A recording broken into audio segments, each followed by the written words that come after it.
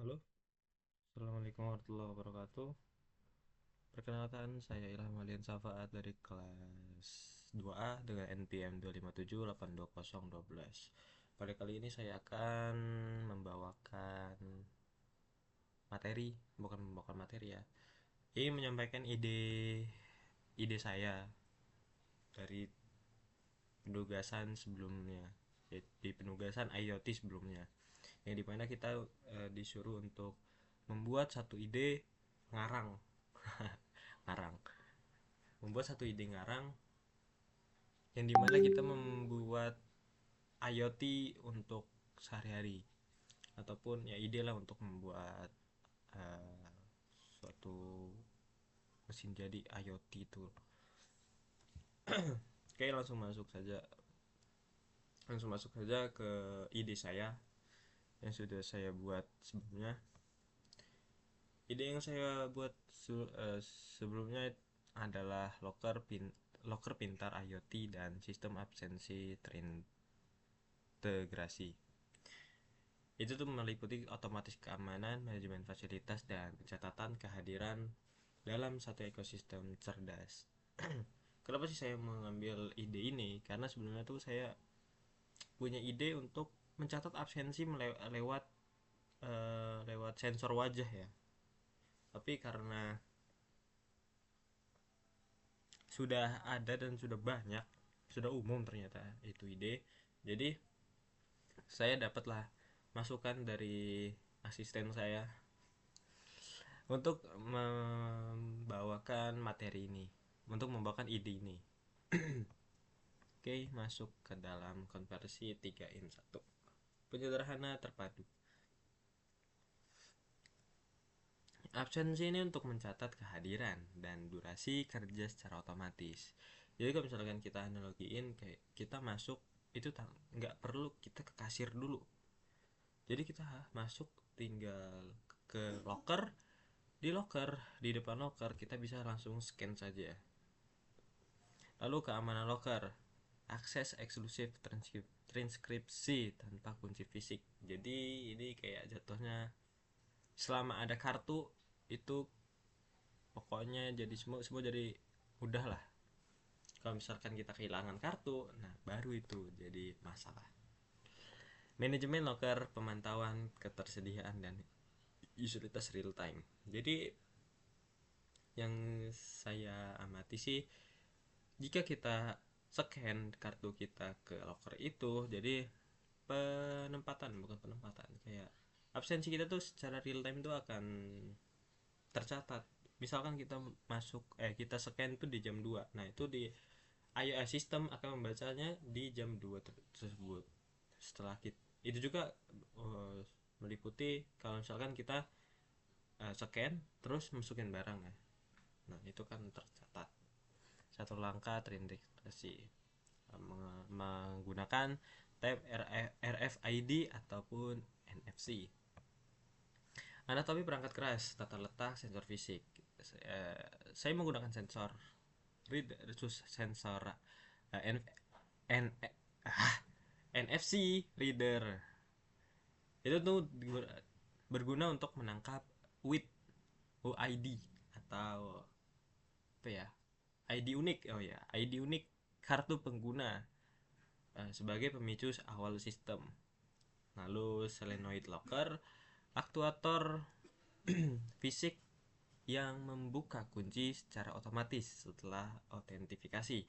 Lalu masuk ketiga yaitu sensor pintu. Nah, sensor pintu ini berfungsi untuk memverifikasi pergerakan fisik bahwa pintu benar-benar telah dibuka oleh pengguna. Lalu sensor beban ini kayak misalkan dia beneran ngebuka nggak sih gitu. Mendeteksi keberadaan barang fisik di dalam loker untuk memulai pemantauan. Masuk ke spesifikasi modul pembaca, menentukan standar autentifikasi. Kriterianya itu ya ialah kategori teknologi, terus mempunyai karakteristik utama, rekomendasi pengguna. NFRC 522 standar RFID, Radio Frequency Identification. Lalu lanjutan RFID dan NFC dipasang. Komponen berbiaya rendah, stok melimpah di pasaran, implementasi standar. Jadi mudah ditemukan ya bahan-bahan yang kita pakai. Lalu optimal untuk sistem kartu, akses internal yang masif dan efisien. Stabilitas tinggi, dirancang khusus untuk membaca perangkat dan kartu NFC modern. Optimal untuk integritas dengan smartphone atau sistem smart card keamanan tinggi. Keamanan tinggi kalau misalkan kalian masih menyimpan kartunya. Kalau misalkan kartu kalian hilang, ya sama saja barang kalian yang hilang. Pemetaan interaksi pengalaman pengguna versus logika sistem. Lapisan permukaan, aktivitas pengguna, tindakan fisik yang dilakukan karyawan, sederhana, induktif, minim friksi. Ini kalau misalkan kita belum menggunakan kartu ya. Kalau misalkan lapisan sistem itu respon IoT yang sangat cepat dan database terdata. Proses validasi aktuasi hardware dan pencatatan log di balik layar. Fase 1, inisialisasi dan autentifikasi akses. Status pengguna tiba di fasilitas, lalu scan kartu, lalu masukkan kartu. Itu user layer. Kalau sistem yang berjalan itu kayak standby,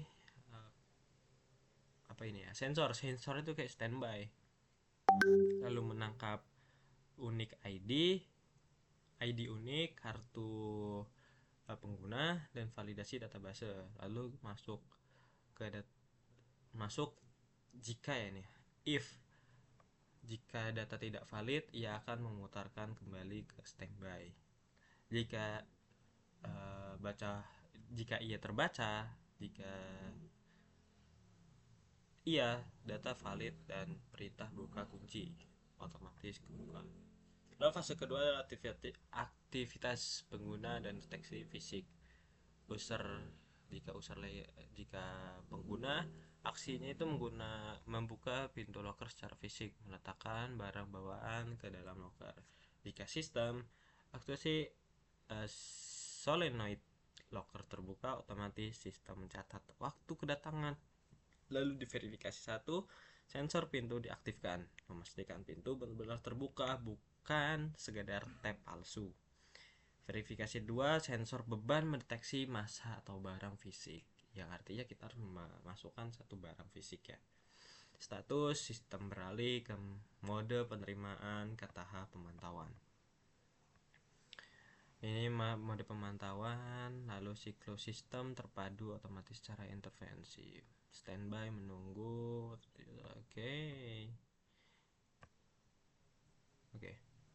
Pada siklus yang terakhir ini, sistem terpadu otomatis tanpa intervensi, itu seperti satu standby dan inisialisasi menunggu input NFC, lalu autentifikasi dan akses, dilanjutkan dengan aktivitas dan deteksi, lalu monitoring, penyelesaian, dan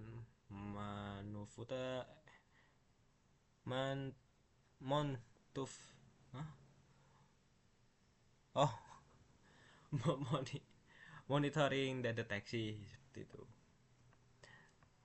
Jadi kalau misalkan ini apa sih namanya di fase 1 ini kayak flowchartnya ya, flowchart itu akan seperti ini sistemnya. Dia akan menunggu, menangkap ID unik, lalu akan terbaca jika benar ia data valid, jika salah ia akan memutar seperti itu. Jadi kesimpulan pada ide yang saya bawa ini, jadi memudahkan penggunaan locker dan sistem absensi secara praktis ya dan efisien menurut saya. Ini yang saya angkat juga sih, locker pintar untuk di gym sebenarnya. Oke, sekian dari saya. Assalamualaikum warahmatullahi wabarakatuh.